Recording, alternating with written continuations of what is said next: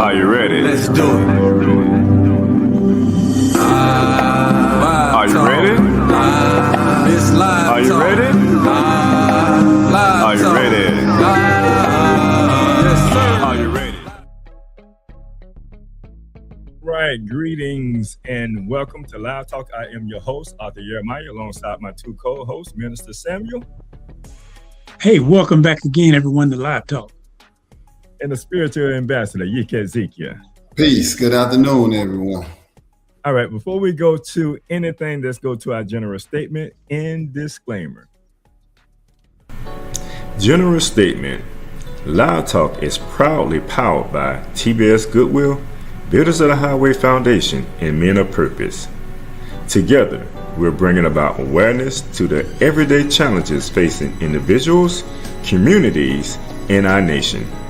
We tell our stories, listen to yours, and always respect different perspectives. Want to share your voice? Email us at livetalkorl@gmail.com to be a guest, or if you would like to contribute to our mission, purpose, go to livetalkorl.com to give a donation. Disclaimer. Information provided during this event and others to come does not constitute the official opinion of Live Talk or its affiliate entities. It is strongly recommended that viewers seek independent expert advice regarding any topics discussed, as legal requirements differ significantly across jurisdictions and are subject to frequent changes. If you have questions or concerns, you can always email us at livetalkorl@gmail.com, or you can DM us on Facebook and or Instagram at Live Talk Orlando. All right, welcome back, family. We had to get that out of the way. My brothers, how are you doing today, Minister? Doing great. Always great to wake up to the sunshine and let it bring joy to the day. Brother Yike Ezekiel. Magnificent, as the brother said, being able to embark on another day makes you one step closer to my goals. Indeed. And I say I'm truly blessed and deeply favored. So I hope that our family out there is feeling just as grand as we are. We're going to give you a quick rundown of the show today.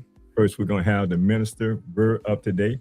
Right after that, we'll go to a commercial break. And then we'll go to our main topic. Our main topic today is Mind Matters, mental health, healing, and the next generation of psychology. We're going to be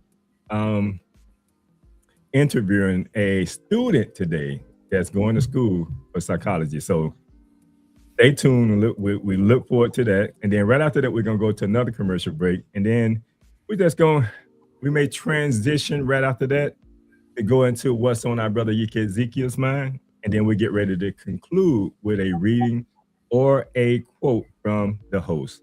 So with no further ado, Minister, what is the word of today? All right, and going with our topic, the word of today for May 16th, 2026 is going to be healing. Healing. And healing is defined as the process of making or becoming sound or healthy again. Healing, to make free from injury or disease, to make whole. It is to make well again, to restore to health, to patch up or correct. Healing is to restore to the original purity or integrity. It is the process in which a bad situation or painful emotion ends or improves. And some synonyms are rehabilitate, cure, fix, treat, and back to normal. Word of today, healing. Right, my brother, healing. We're going to be talking about a lot of that today because we are in month of May, Mental Health Awareness Month. So thank you for that word of the day, my brother. We're going to go to a commercial break and we'll be right back. At NOY Store, we bring culture, style, and wellness all in one place. Explore our collection of cultural apparel designed to inspire and connect. From t-shirts to polos, boldly tell your story. Need guidance on your journey?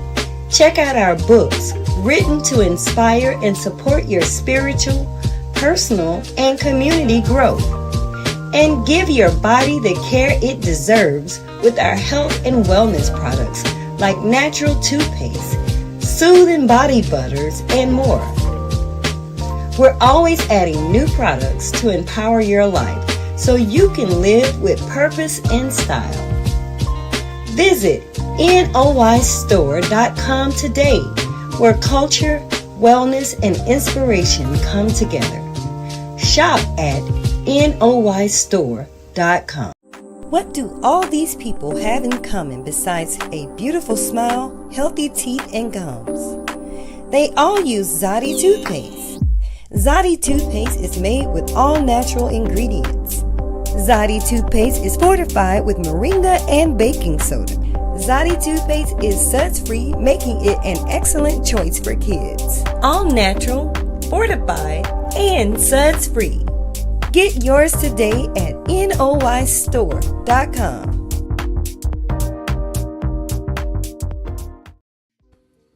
All right. Welcome back, family. In May, we are in the month of May, and the month of May is Mental Health Awareness Month. And today we're having a conversation that a lot of our community is finally becoming more open to. It's mental health. For years, we were taught to push through pain, stay strong, and keep moving. But now, more people are realizing that healing matters too.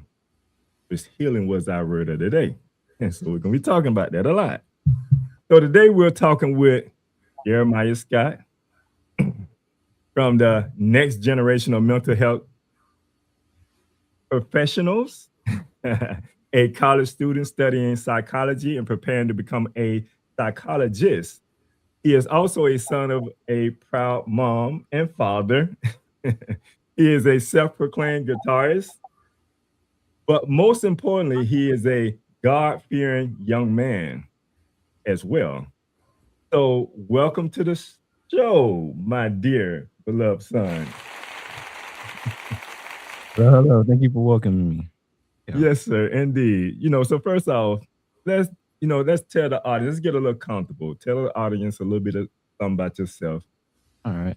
So my name is Jeremiah Israel Scott. I'm currently studying psychology at UCF. And just a little disclaimer, as I've already said, I am a student, so I'm not a professional psychologist or therapist. So anything that I say is either due to past research or from just knowledge that I've learned from my education thus far.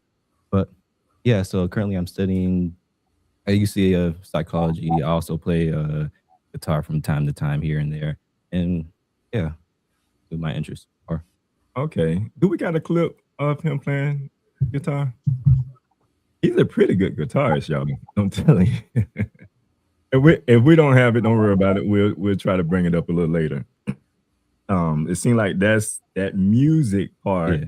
I don't know how you kind of got involved with that. That's kind of really been your hobby, right? And you put a lot of interest into that. Yeah, it's been for about 3 years now. It's going on 4, I think, in October. Okay. So yeah, I still remember I called my mom and I told her, I was like, I'm interested in guitar. I want to pick up guitar. I was like, I really hope you stick with that. And 3 years later, I'm still going. And see, we can talk about that a little further because music can be therapy. So that all ties in. So we'll talk about it a little bit more as we go deep into it. So was psychology, was it always like your plan, or did you have anything else in plan? No, it wasn't. At first, it was strange because I was like really interested in law. And I remember we used to go over those law terms. I still have that book, How to Get into Law School. It's always in my car. yeah, I was interested in law and I was interested in being an attorney. But then going down that path, I was like, I don't know if I want to be an attorney. I just don't think that fits me. When I really looked into it, so I was like, it shifted to me wanting to or being interested in being a tax attorney. I think that was 11th grade year in high school. Okay, yeah. 11, maybe entering 12. But I remember basically I was going through stress and which you had gave me a book. I think it was called Truth versus Spirituality or was it Illusion? Truth True. versus Illusion. Gave me that book and that was when it really struck into my mind that whatever you're going through internally, you can really study it and create more of a positive positive energy inside of yourself. So I was like, I'm interested in this. And when I looked into it more, it pointed me towards the field of psychology. So I was like, if I can really learn how to deal with myself internally and deal with others internally, then that would be an interesting field for me to pick up. Okay. So what? And then I let my brothers jump in here because I just want to get you a little comfortable. Just want to know a little personal side of why you got into it. I'm glad you shared that. So what's college life like studying psychology? So far, at Valencia, it was pretty all right. At UCF so far, I feel like I haven't reached that max yet because I haven't gotten as involved as I wanted to. But so far, studying it at UCF, I'm learning because they're putting me more into psychology fields. When I was at Valencia, before I transferred, at Valencia, they gave me more general classes. But now that I'm at UCF, they're putting me more into psychology classes, and I want to get involved. Like I'm going to apply over the summer to get involved with the psychological society at UCF. So that's so far that's what I look into. And then internships, I was talking with my advisor. So far on the starting position, it seems really good. Like I'm really enjoying. Okay. I would swing to my co-host and I let them kind of chime in right here. So now that you are enrolled in school and studying psychology, what's the number one thing that used to be a myth that you have been dispelling since learning? Mm, uh,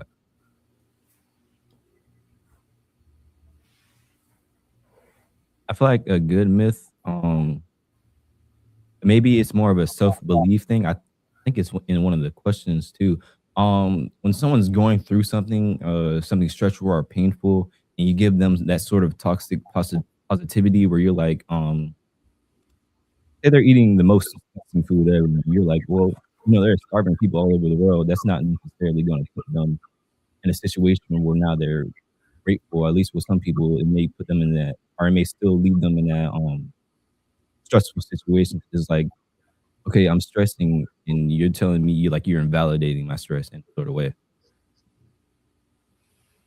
Or was there a certain class like that you're taking right now that changed your perspective? You like, Because you have think, different classes that you take in psychology. yeah, Like, so like, is there a certain class that you currently take that kind of stands out to you that kind of helps you or guides you when it comes to furthering your education? I feel like right now, the best class I've taken so far was biological anthropology. I really like that class. I didn't think I was gonna, but yeah, it basically talks about our evolution from millions and millions of years ago into the Homo sapiens that we are now. And I feel like that, like even though it's not really heavy into psychology, I feel like it has a lot of psychological concepts within it and take from it. But so far, yeah, I feel like more down my path, I might have that one class that might help me, but or not might help you. Might put me on a track where it's like, okay, this is crazy. This might change my whole psychological game. So yeah. Right, Minister, you? Yeah, Jeremiah, a couple questions. I know you started already at Valencia, now you're at UCF. How long have you been studying psychology? And then how much longer do you have in that program? So I've been studying for about 3 to 4 years right now. I believe I graduate either early next year or throughout the summer. So I got about a year and a couple of months. And then I was talking to my mother about my master degree, and she was like, "Yeah, it's probably wise if I could do that now while I'm living at home." So I was looking into my master degree, and that would take another 2 years. So about 3 more years, at least at UCF, and then beyond UCF, I'm not entirely sure so far. I'm not even sure if I want to complete my master's degree entirely at UCF yet, but it's like right now, it's like headed towards that path. Well, and I want to say this because I know you've been studying, you've been in it for a long time, and I heard you make a comment that you are a student, and I definitely very much so appreciate that. But you've been studying it, so you've probably been getting exposed to a lot of information. Mm. Hopefully, you can share some of that with us today. And a comment I would like to make is the difference, other than getting a certification or the licensing, the Yeah, difference between being a professional and not is when you're getting paid. Professionals get paid. If you could be given the same information, if you're not getting paid, yeah. you're not a professional. But it comes with not just the experience, but it also comes with the knowledge. And I know I hear psychology, but if you can enlighten us a little bit, like I know you're studying psychology, but I also hear therapy. I know they're similar, but they're different. If Yeah. could you share, um, can So, you share a little bit about that? yes, sir. So, psychology, that's like a whole domain. It has like you take a circle and then you break it into like thousands and thousands of pieces. That's basically, well, not thousands and thousands, it was like hundreds of pieces. That's basically psychology, and therapy is one of those pieces. So with therapy, that basically that's just dealing with someone who's going through a mental health crisis in a way. And yeah, just having that one-on-one discussion with them, seeing what sort of I don't believe, I could be wrong. I don't believe therapists really prescribe. I think that's more psychiatrists. But yeah, therapist is dealing within that mental health field where you're just talking one on one, trying to get this person to live a more positive life. Hmm. So who would be kind of like an ideal person, like that would need psychologist versus therapy, a therapist? So a psychiatrist, I believe that's more like, how do I describe it? That's more up the scale. When you're talking to a therapist, you're just basically going through like whether your just life problems in general. Okay. Whereas a psychiatrist, that's where you probably have a mental health Got some condition, serious issue. yeah, within your mind. So you probably need to prescribe or yeah, ascribe something. Okay.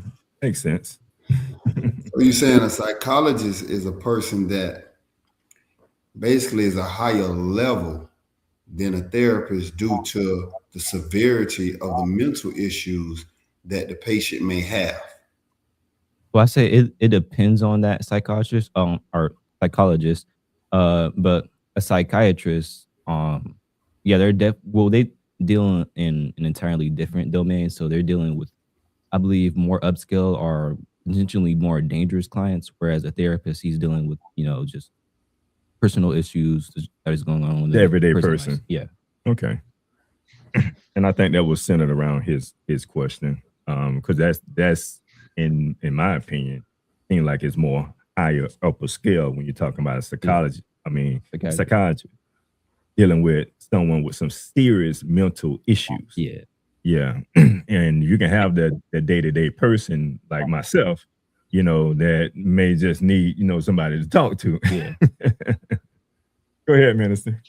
And I'll add to that because that was I'm glad how he broke that down where like he put the circle and therapy is a part of it.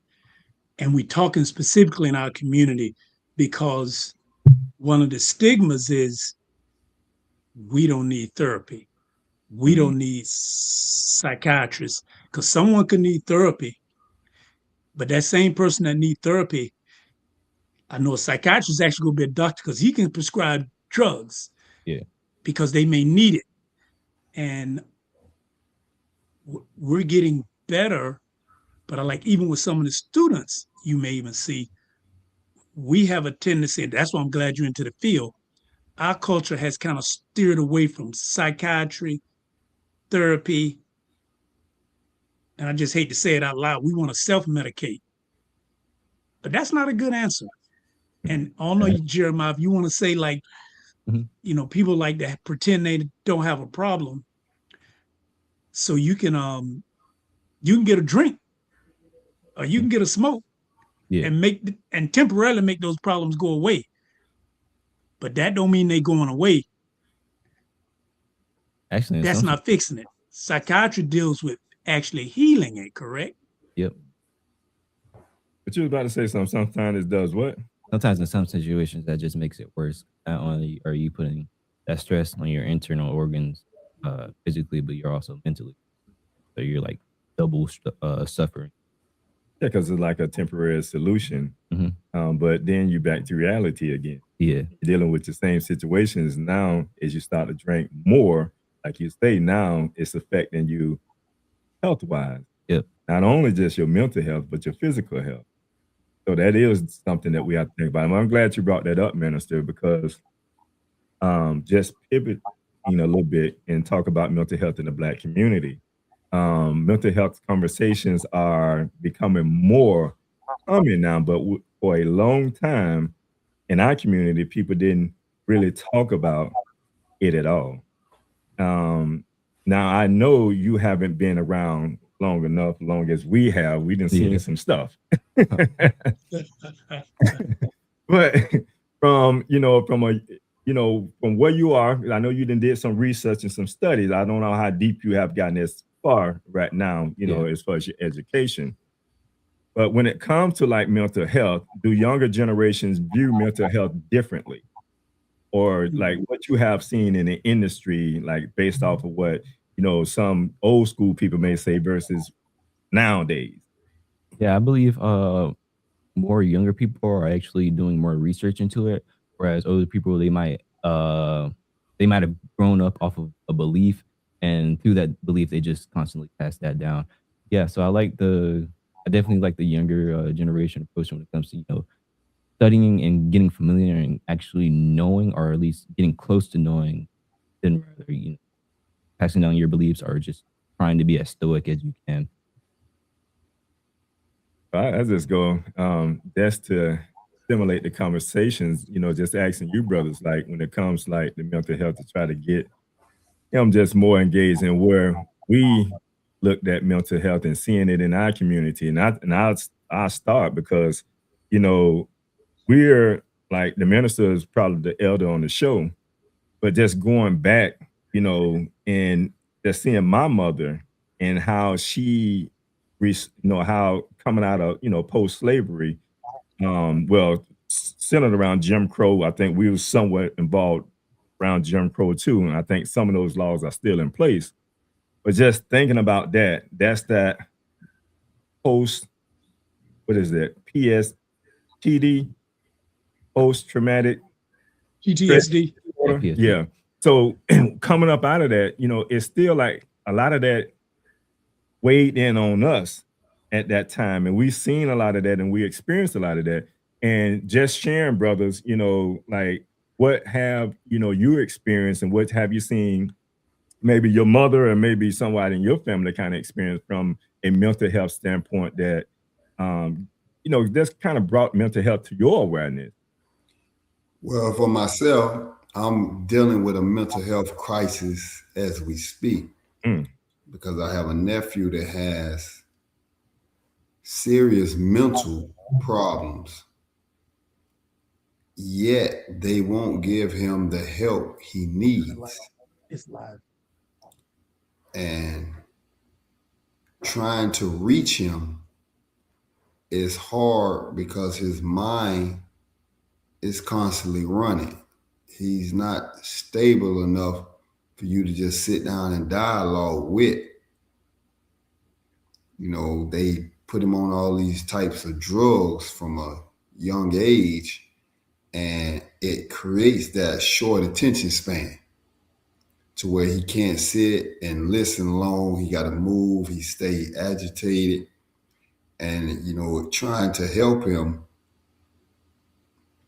through some type of just day-to-day therapy is almost an impossible task. So looking into trying to get some type of psychologist to be able to speak with him to get to the root of the problem, to help him understand why his mind is thinking in the manner that it is.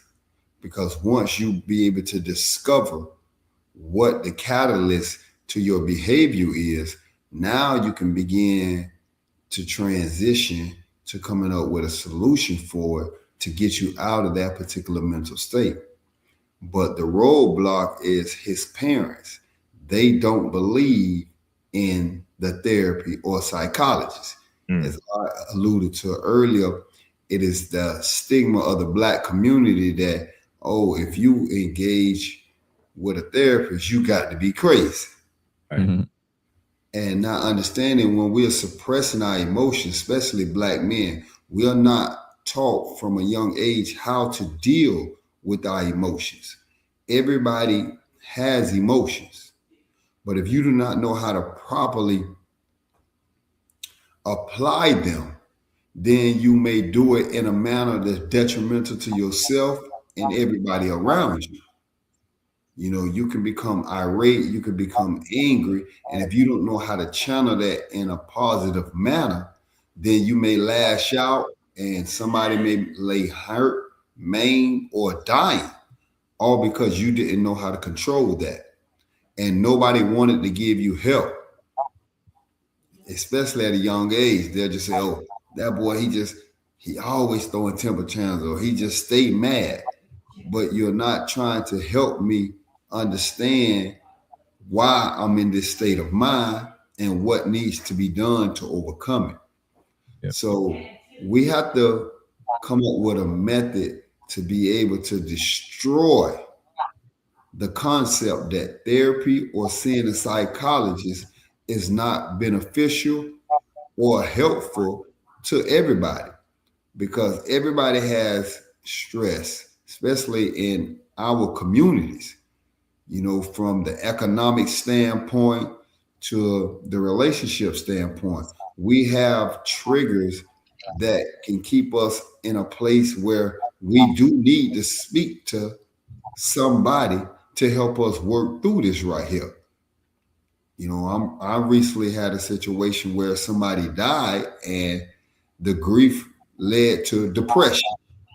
And we know when a person becomes depressed, their mind begins to beat them up.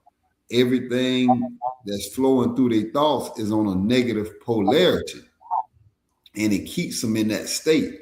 And this is how people stay in a depressed mindset for years. And now it affects every aspect in every area of their life because they're functioning on a lower level because of their thoughts. And they don't know how to come out, and then they don't want to seek professional help because they don't want anybody to think that they crazy.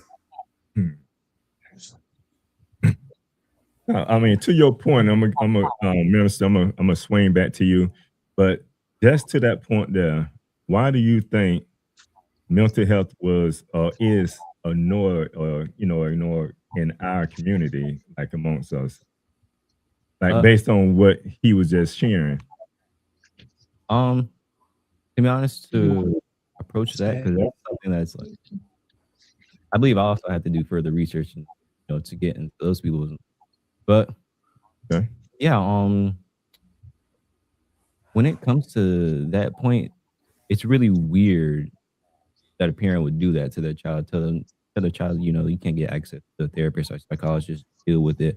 Let me ask you this then. Like when it comes to therapy, I know like as a people, Yeah. we don't have a lot of resources. Like if my income bracket, if I'm making bringing in $25,000 a year, I'm barely getting by, and a therapist gonna cost me 5,000, then most likely I can't afford one. You get what I'm saying? Yeah. So like I would think that would probably be one of the reasons why And then it kind of goes back to what the ambassador said. A lot of times in our community, because we judge one another a lot of times, and if we feel if there's a need for therapy or something of that nature, Yeah. then you're considered or you're called crazy. Or that's that crazy person, down the street, man. You better stay away from that crazy person. Yeah. But truly indeed, they need some type of therapy or some, they're struggling with mental health issues, you know. Minister? Yeah, I was gonna ask like Jeremiah, like and I heard Ezekiel mention that. But what about with the youth? What would you one is what because it's a lot. What do you think leads to depression, especially amongst young people now? We have a lot of it. What do you think that comes from now? We have a lot of young people dealing with depression. I believe a lot of it comes from the fact that we are a broken sort of community, and I feel like from like the '90s where y'all were growing up till now, I feel like we've become more antisocial towards one another. But it's also the rise of social media. Comparison amongst another. Jealousy, judgment. There's no connection out here. It's everyone just trying to. How could I look the best? How could I look the most proper? How could I have XYZ amount of followers and just be the coolest on the internet instead of actually connecting with one another. We have this sort of isolation, sort of stigma within our community so far. Back And follow up, and you may or may not have. Have you touched on that yet in your studies I yet, haven't. or Oh. that might be upcoming? Yeah, it's definitely more upcoming because I'm learning back to biological anthropology. Bring that up for an example. Uh, as humans, we've always stayed in groups. Like we were always in groups. A singular person being alone from a group was likened into a death sentence, basically. So that means 99% of our just evolution evolving with each other comes from the fact that we always had tight knit communities, and when we have a broken community, especially in modern society, that just leads to a whole collapse, and I believe that leads to a part of the mental health crisis that we're going through right now. Okay. It seems like we have a comment. Read that comment.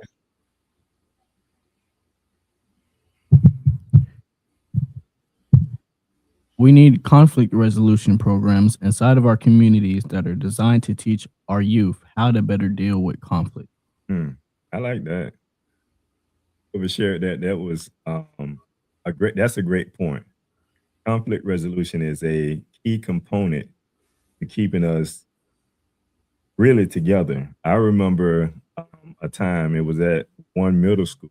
It's the first time I ever seen conflict resolution being used in the elementary system, where the principal, not the principal, but the dean who was in charge of the two youth, they brought, and matter of fact, it was one of my nephews, your cousin Marcus. And he got into it with another young man, and both of them, I think, was the bullies in the school. So the two bullies kind of got together. And so I guess they duked it out. But they brought us together, and the parents came in with the child, and the parents came in with the child, and we talked it out, talked about it, and it was a great time, and it was a great moment because I'm one that really believe in conflict resolution, and to see it implemented such as how it was very appreciative. So to the person that made that comment, that's definitely something that we need in our community and just understanding that. But I think it goes back to mental health though, because you have to be in a mental state of mind to be able to come together and sit down, and be able to reason together. The scriptures say, come, let us reason together. Exactly. And I really believe in our community, understanding that we have mental health issues is the reason why we can't come together and do like something like that as far as a conflict resolution program. So thank you for that comment. That was a great comment.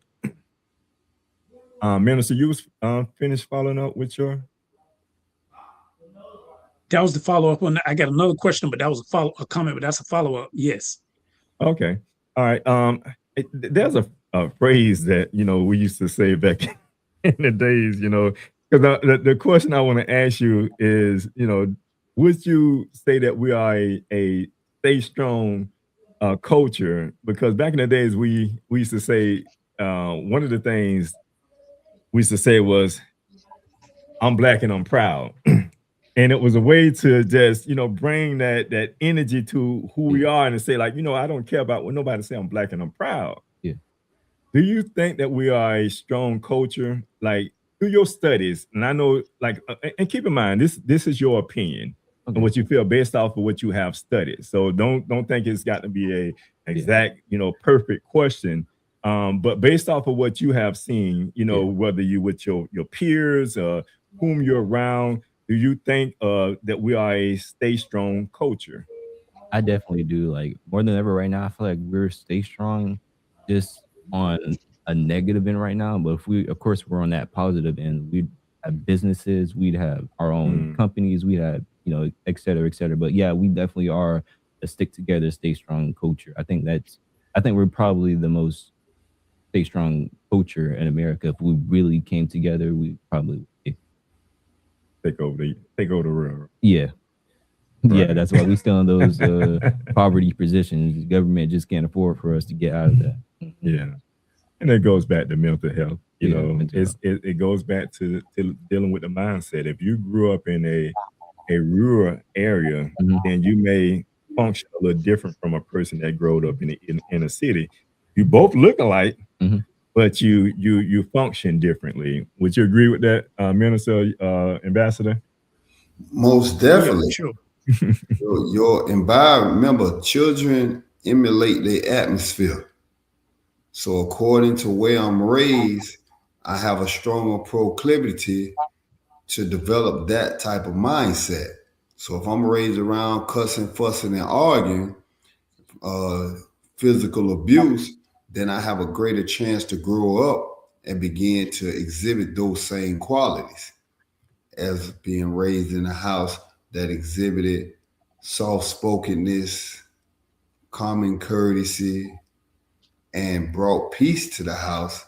Then I'm more inclined to become that. Remember, children, everybody, they dance to the melody of the environment. So Mhm. it's like in our day, perfect example, like I try to tell the younger generation now. In the late 80s, when they created the rap group NWA, Mm. NWA brought to the forefront of America the mindset that blacks are gangsters. And with that gangster mentality came a gangster walk, Hmm.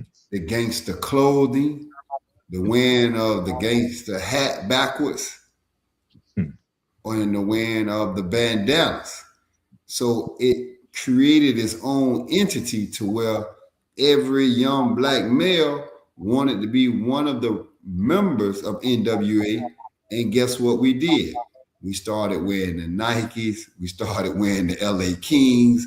We started dressing like our favorite rap group, showing the influence that the music has. So back to you, Jeremiah, with playing the guitar.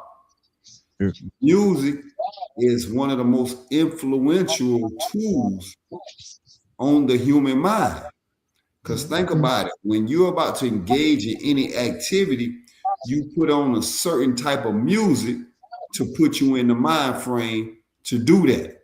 If you finna go and work out, you put in music that's gonna hype you up, that's gonna get the blood flowing. You wouldn't put in slow songs. Yeah. Right. You head to the gym. So it's showing that we have to understand what we're feeding ourselves and why the community youth are being raised and exhibiting a certain type of character. So we have to hold the people in Hollywood accountable. We have to hold our musicians accountable because they're promoting the images, they're promoting the music that's in our households or in our pockets on our phones. So it plays a very important part on the way things are being seen and the mental health of those that's listening to it. Because if you're listening to this music that's saying, sell drugs, rob, kill, pimp women 20 hours out of the day, I mean, this is your morning routine. As soon as you hit your feet hit the floor, you turn on that rap music. Mhm. And you're feeding yourself that. And we know mental health is what you think is who you are. So if I'm constantly ingesting the type of music, the type of TV shows, the type of conversations that are not wholesome, that are not good, then don't wonder why I grew up to be a gangster. Mhm. That's the diet that I've been eating. Right. Yep. Yeah, to go back to your point with the environment, we actually learned in developmental psychology at Valencia. There's this thing called nurturing versus your environment. In the nurture perspective, that's what you mainly get from, your parents versus your environment, to pick up whatever within your environment. And if it's negative, like what you've been saying, then, no matter what the parent has taught, because we oftenly seek communities in which we go into like or which we're comfortable with, no matter what the parents taught at certain times, that kid can be entirely infected by that environment. And I guess that's where the stigma come in at, because if you, because I oftentimes say, sometimes we can be racist or discriminative Yeah. still amongst ourselves. We can discriminate against one another based off of that you share. Um, you want to talk a little bit on that, Minister? Well, actually, I wanted to throw a little twist, and I was going to ask Jeremiah if he can answer this, so speak to it. Yeah. Especially when we talk about mental health in our communities specifically. One of the only outreaches that we used to have was the church, and we would go there for counseling and different things, Yeah. even if we had a mental health. But that was kind of one of the only things. And in some cases, it can be beneficial, but in others, it may not be so beneficial. Um, and I don't know, can you speak to that in reference to psychology and kind of where we are? Yeah. So from what I know so far, when it comes to the church and the psychology, the church, it works to a certain extent. It works to the extent that whether you, I don't know, whether a person vents to what they call the priest, they call the priest the father, or they actually, if they start praying and they vent to God, that works to an extent. Like it actually works in a certain way, but it doesn't work all the way to the extent in which psychology could cover. I guess you're So, saying. Go ahead, sir. I'm so it sorry. sounds like it can be helpful Yeah, to an extent, yeah, but some parts it's not going to be able to deal with the psychology of it, yeah, and it could require more. yeah. Because certain churches, they don't necessarily study other parts, of the psyche, so they don't really have access to those parts, so they can't necessarily reach out fully. So what I'm understanding is Yeah, I can go to the church and the church can give me basically therapy. yeah, in a But way. the church are not psychologists to be able to dig deeper into what my mental issues are because they have never studied that aspect of it. Yeah, exactly. So that's what's up.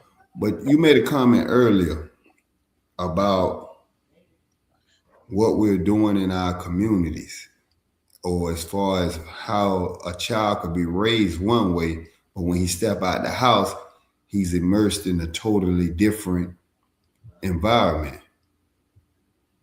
And I liken that to you're having a garden versus a jungle. Yeah. And we know that a garden is something that you have to take the time out to cultivate, to nurture, and to put the work in. Whereas a jungle, all you have to do is just sit back and watch it do what it's naturally created to do. So it's going to have all types of wild vines, weeds, and whatever else grows in that particular area. Yep. And I think our communities have become more of a jungle when it comes to mental health than a garden because of the stigma that we don't need to be nurtured mentally. We don't need to help cultivate the emotional development of our children. We just let it naturally grow. And if they grow up with anger issues or they grow up with issues where they don't know how to deal socially with people, or as you alluded to earlier, I grew up with the mindset that if I'm on social media and I don't compare to somebody else on there, I feel shamed or I feel less than. And it makes me begin to become depressed because, oh, I don't get the likes that this person get. Yeah. I don't get what they're getting. So we definitely have to change that particular perspective by inserting new information that, yes, mental health, as far as psychologists, is a must in our communities. Because as I spoke earlier, we have a myriad of mental issues just from being who we are in this country. Yep. So some problems the church just is not equipped to handle. So when they can take it as far as they can, then we need to get more help. I think it's a point of being in denial as well, because you'll see a child growing up in a household and, family members, that's used to the mother, acting a certain way or the father acting a certain way and say, man, you just like your mama, you just like your daddy. And it's kind of brushed off because it's like, it becomes a norm. Like you act just like your mama, you act just like your daddy. Well, their mom and their daddy needed some therapy. They needed some, some help. So it's like they missed it. Don't let him miss her miss it at the same time. But when it comes to mental health month, because this is a month of May, why a month?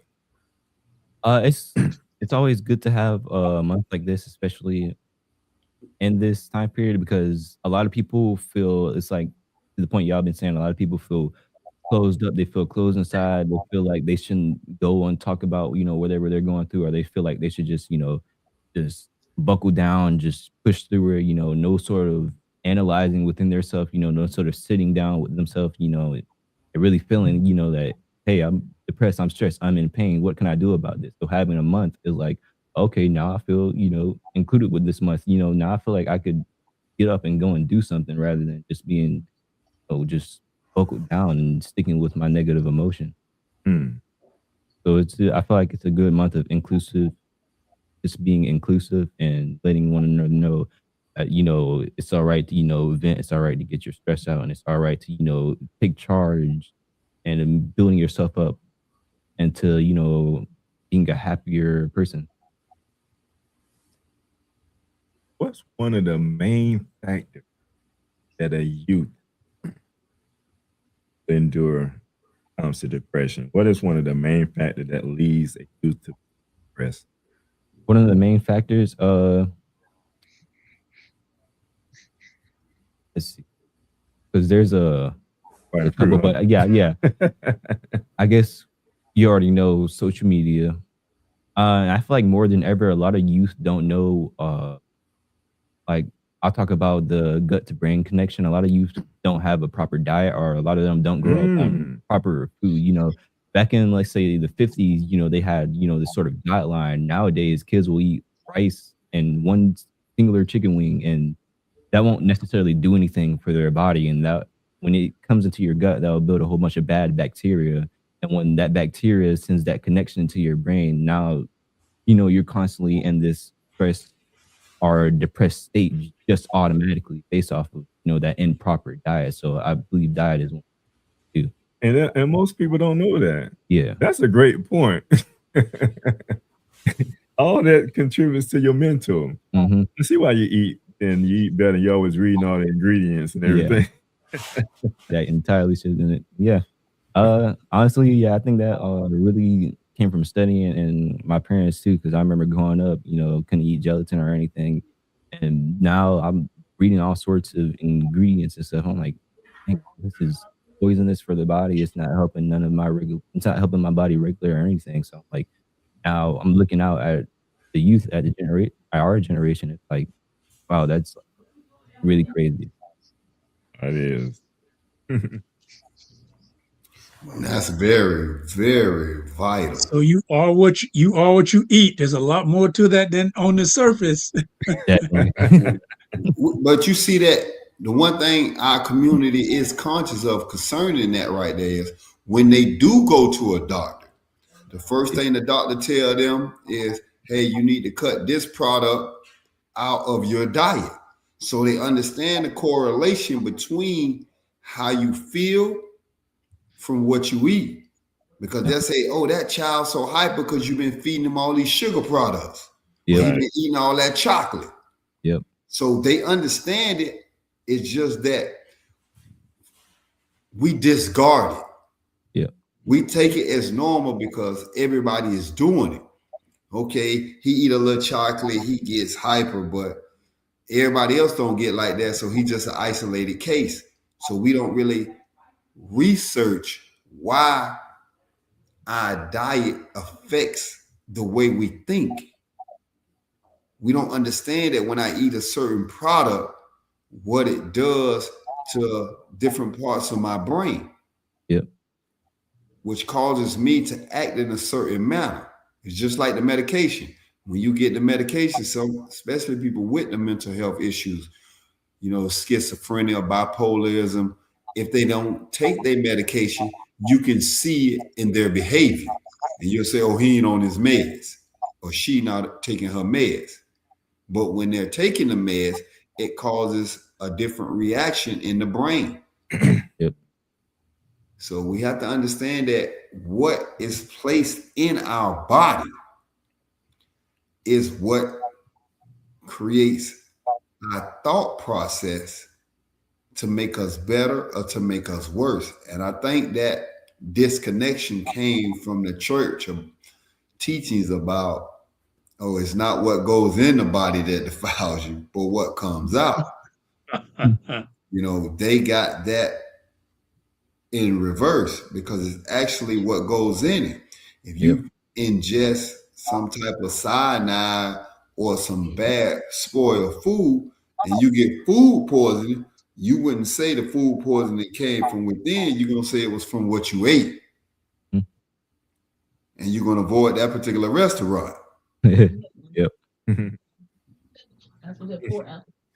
Yeah, and I just want to speak to Yikiziki's point on that one. Nowadays it's a very big term, and people say, what are they? It's called what would Christ do? But now they observed him and his lifestyle and his diet. They're not doing what he did. They're doing something different because he actually ate a particular way. But they don't eat the way that he did. But they say, what would he do? But you're doing the opposite. Things that make you go, Right.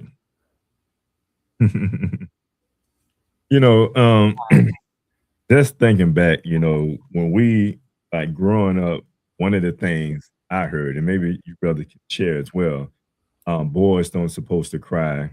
You're being a punk. They would say, boys don't supposed to cry. You being a punk when someone is crying.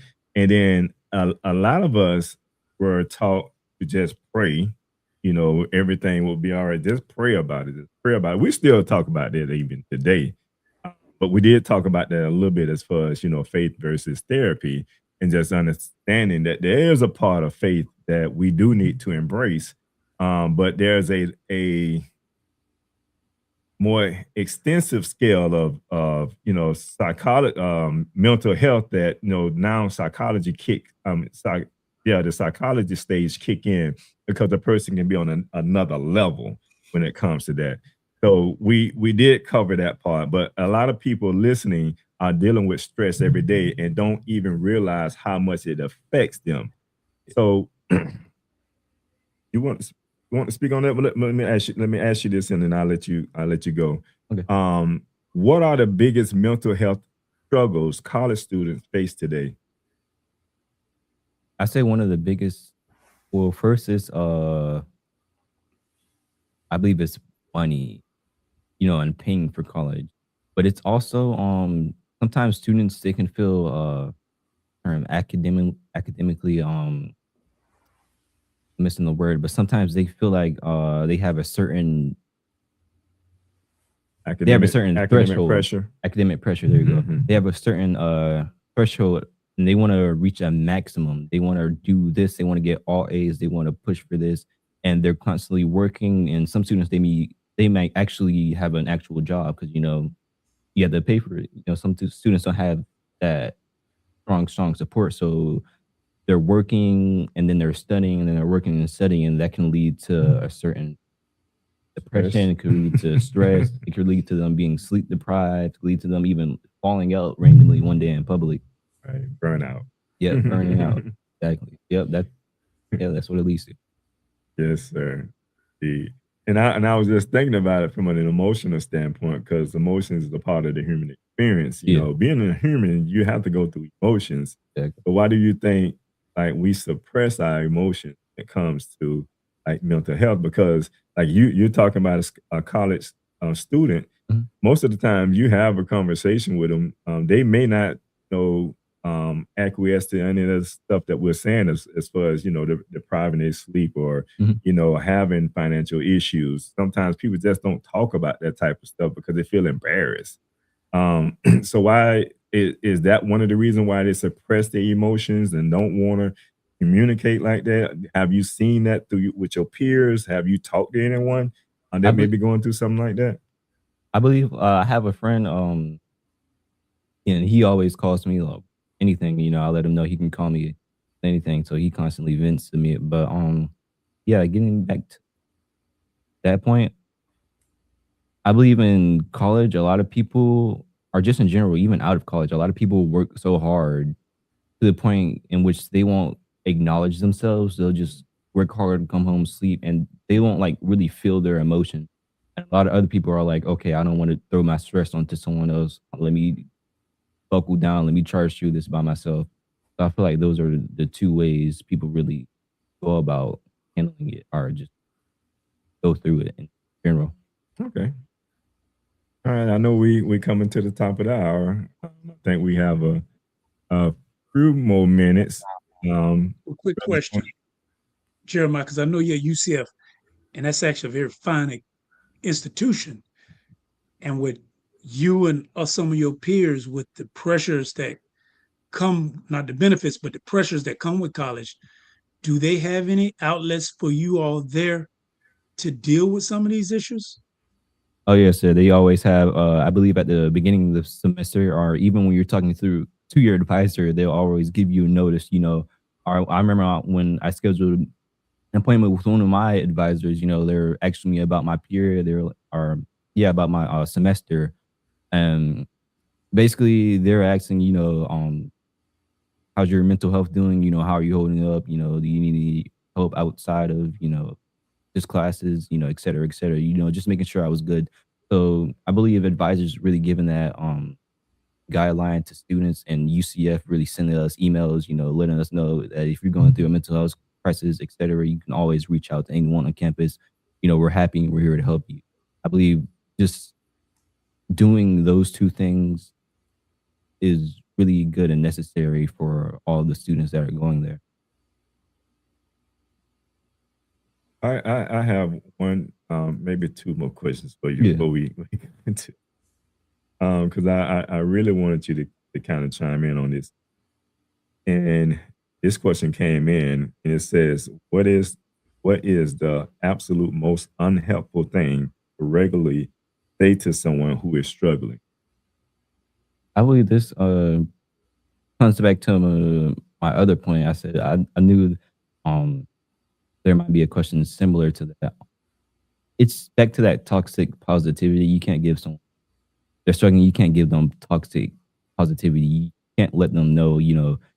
I mean, I know you're struggling or going through this, but at least you're not going through the maximum of what's going on in your life. That's back to my point earlier. That's not going to help someone necessarily get them out of that negative mindset. Instead giving them words of encouragement, letting them know that you hear, letting them know that it's okay for them, to really temporarily feel like this because we all have our ups and downs, etc. But yeah, just reaching out, letting them know, giving them better words of encouragement rather than giving them that toxic positivity. So don't try to give them no type of advice. Just let them know like, hey, got a shoulder that you can lean on. Yeah, letting them know that and letting them know like if you got a situation similar to theirs, you can sort of sympathize with, so that can lower their cortisol a little bit. So they'll be able to receive what. Okay. So and that probably went to my next question because it was, what can we do to better help someone or help one another?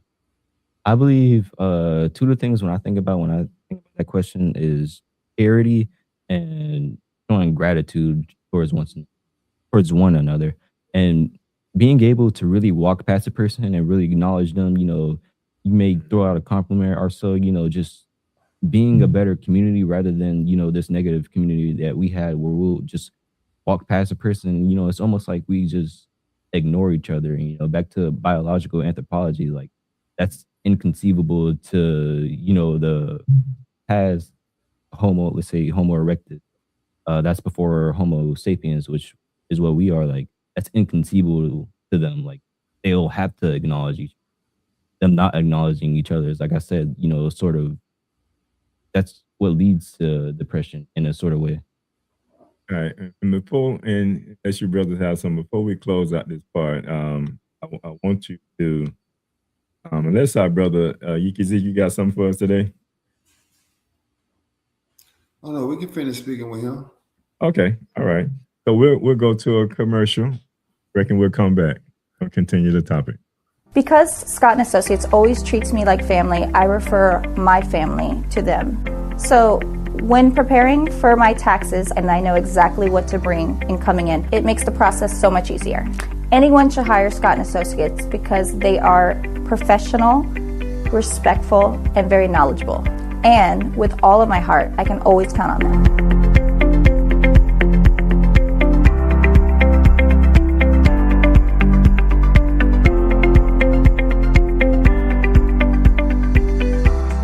What do all these people have in common besides a beautiful smile, healthy teeth, and gums? They all use Zadi toothpaste. Zadi toothpaste is made with all natural ingredients. Zadi toothpaste is fortified with moringa and baking soda. Zadi toothpaste is suds-free, making it an excellent choice for kids. All natural, fortified, and suds-free. Get yours today at noystore.com.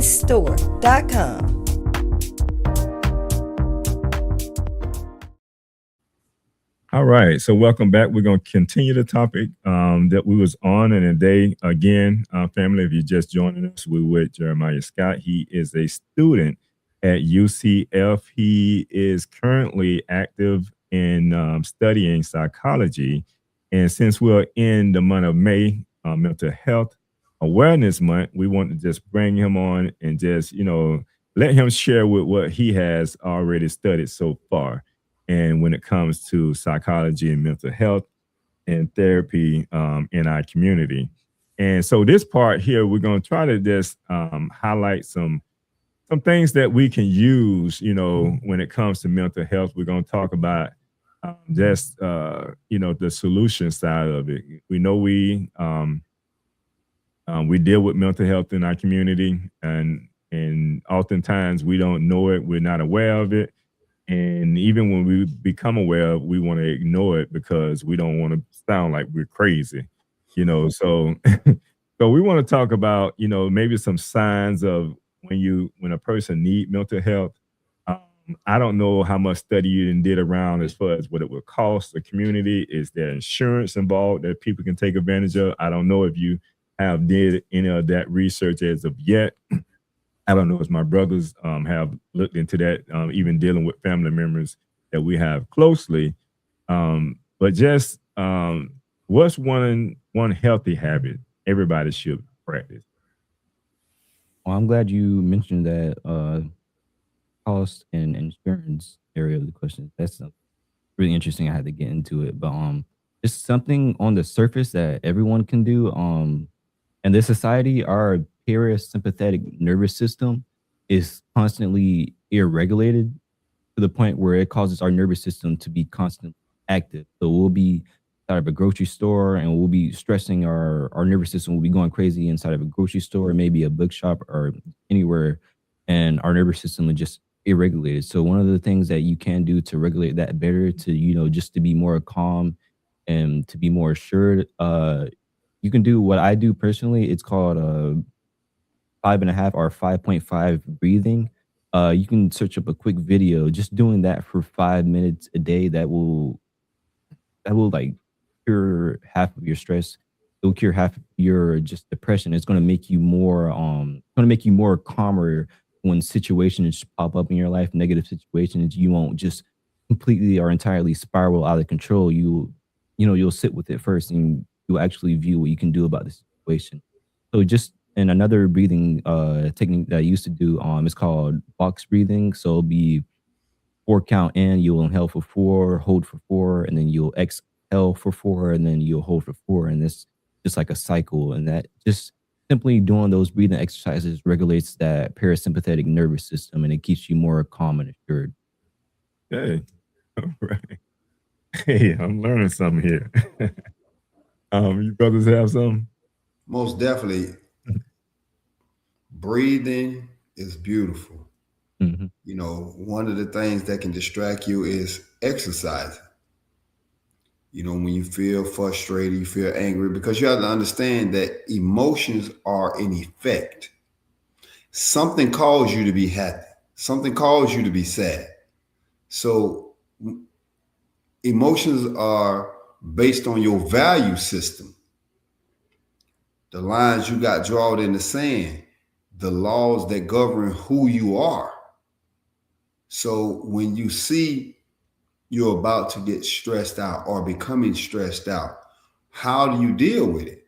You can start exercising. You can start writing down what's causing you to be stressed out and what can you do to overcome this, so that when those warning signs come, you already have a system in play to how to stop it before it hit full-blown depression. Hmm. So yes, you have to come up and exercising, whether it just be getting up, walking around outside, walking around your house, just something to change the flow, even if it just means moving from one room to another room. Exactly.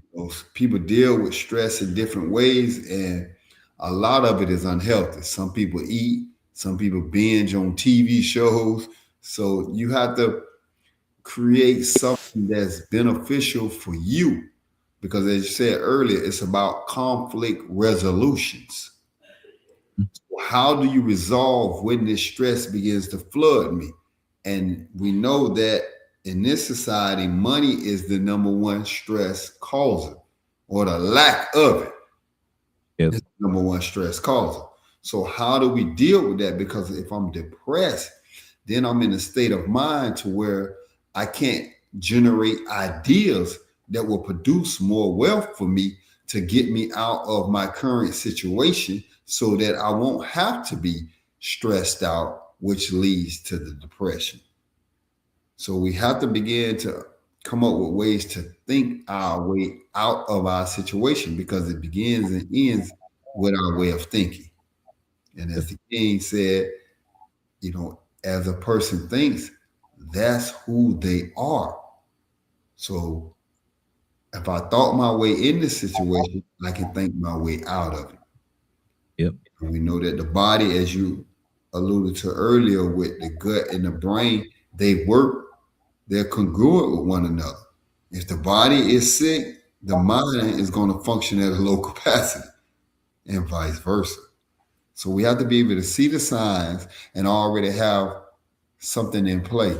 It's like with the weather, when they see the signs that a hurricane is coming, they already have a system to where, okay, get your sandbags, get your water, get this.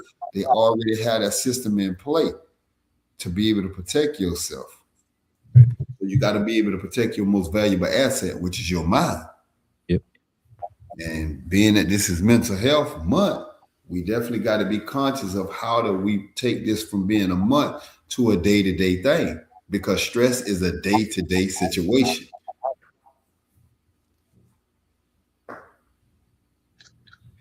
Yeah, and I would totally agree how he brought that out about stress. And a thing to do is to recognize mental health, or to recognize an issue, first of all, in yourself, to be able to acknowledge it and say, it's okay if you're going through something, or if it's someone near you or close to you, acknowledge that they are going through something and that is normal, not to stigmatize it or to like deactivate it, but just acknowledge it, because the way to you can't solve something unless you acknowledge it. And like if like breathing is a great exercise, or with stress is like you, or living life. I like to say like you have a zeal, which is kind of like if you look at that as the flame that keeps you going. You should always keep your flame going, but you have to be able to regulate the flame. So like if you were at work, you can be in a stressful situation, or driving, you can get into a stressful situation, and then you'll turn that flame up. But acknowledging that sometimes it's best to think about what's the best way to deal with a situation. Because if you keep your flame at high all the time, that's kind of a good way to, you can burn your engine up if you run it. The RPMs are too high all the time. You need to change gears and slow it down a little bit. So it's like if something is stressing you, you don't want to deal with a combative situation, because it's like that's why your blood pressure is going up. You're gonna blow a gasket like driving. If y'all been in Florida, we have some horrible drivers, but it's not worth the stress, which people having road rage. And then the next thing is somebody's pulling out a gun and you getting ready to shoot someone because they made a right turn, or they were going too slow, or they were going too fast. Because that flame I'm talking about, if you keep it up too high, you bring it, like they say, bring it down a notch, because it's really not that important. It really isn't. But that's acknowledging your mental health. Acknowledge that we're living beings and we have mental issues that we deal with. That don't mean we crazy. What that means is we're living people, and the way you deal with it. Indeed. And I know you said breathing, which is definitely one of those things. What other things that you use to decompress? Just one other thing I learned, in the brain, you have this specific part called your amygdala, and basically that's the brain's stress center. And in this society, just to give an explanation of the amygdala, your amygdala activates like with our ancestors. It activated when we were like deep in the dark forest, and we'd be on alert for like predators and in the forest. So our amygdala will constantly be activated throughout that time, scanning out for predators, making sure that we were safe. but we don't need our amygdala activated if we're in a grocery store or if we're in a bookstore or on campus, etc. We don't need to activate it at all because there's no, there's no predators, no animals constantly out there to get us. But if it's activated, that's sending you in a sort of just a highly stressed state. And one of the ways that you can get your amygdala down is just simply by because when you close your eyes, you enter a meditative state. And you want to lower your brain waves, like, because our brain waves too are constantly in this state. The higher state of our brain waves is gamma, and that's when we're constantly thinking, we're constantly trying to problem solve. But it's hard to problem solve when you have so much on your mind, and especially when you have your amygdala activated. So it's important to, just when you feel it activated or when you feel yourself highly stressed, to just first, close your eyes. That's automatically going to, shift you towards that meditative state. And then pairing that with breathing is going to get your parasympathetic nervous system regulated. And it's also going to calm your amygdala down to let it know that, you're not in any sort of immediate danger. And that's just going to help you further analyze what you can do, or even an answer might come to you, when your brain is quiet. So you definitely want to regulate. I'd say those are two of the most important things to regulate. As I'm learning, I may bring out other things, but yeah. I'm gonna try to go back and repeat that word because I might mess it up. I got to visualize it to be able to actually amygdala.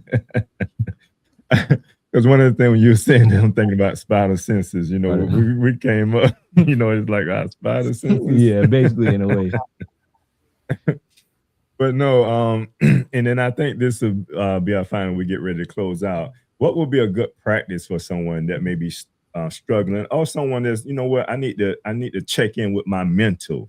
Like, how would someone check in with their mental, and then what would be a good practice for them? I believe meditation is one of the best ways to check in with your mental. When you're sitting there and you're quiet and you're just breathing, you can view those thoughts come into your mind. And meditation, of course, it's more of a viewing thing. A lot of people will, of course, won't get that in the first half. Some people may spin out, they may argue with their thoughts mid-meditation, but the more and more you do it, you can do your thoughts, you can write it down, and you confront that which you have been suppressing, basically, in a way. And you really do have to get that out, because you don't want much suppressed within you, because all that which is suppressed within you eventually comes out, so it may come out when you're highly stressing, that may cause just a deep spin out, a deep spiral, because now all of that which you've been suppressing, it's came out. So, meditation is what can help you, jot it out and slowly get all that which you have been suppressing out of you on paper. That could just better help you regulate yourself and your emotions better. Just that practice. Okay. We hit the music, so that time we got to get ready to close it out.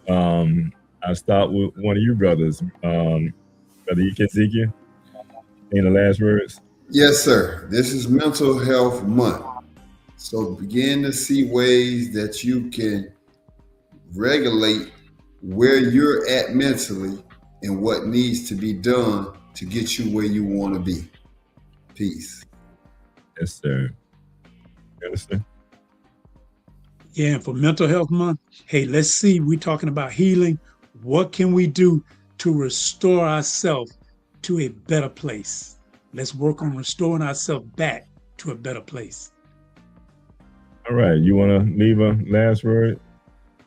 Yeah, I'll leave a last message. Yeah, just we definitely have to wake up and stop being ignorant to this problem, to those who are ignorant, and we just basically we have to confront it, because that's what's going to lead to a better and a more peaceful, positive society and community. All right. And I say this here, healing, because healing was our word of the day. Healing doesn't make you weak. Asking for help doesn't make you broke.